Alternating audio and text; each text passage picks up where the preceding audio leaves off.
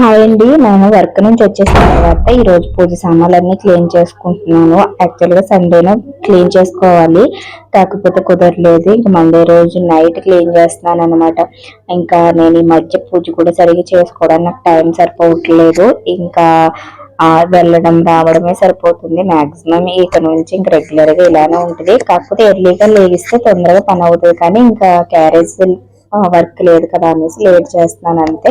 School start అయ్యనుకోండి ఒకేసారి box అయిపోవడం, నా బాక్స్ కూడా ప్రిపరేషన్ అంతా ఒకేసారి అయిపోతుంది.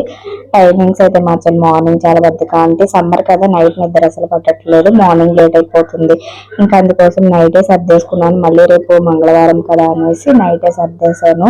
సో షార్ట్స్ పెట్టడానికి కూడా టైం సరిపోవట్లేదు. ఇంటికి వచ్చేటప్పటికి ఏంటంటే మొబైల్ ఛార్జింగ్ అయిపోవడం, ఇదే పని సరిపోతుంది.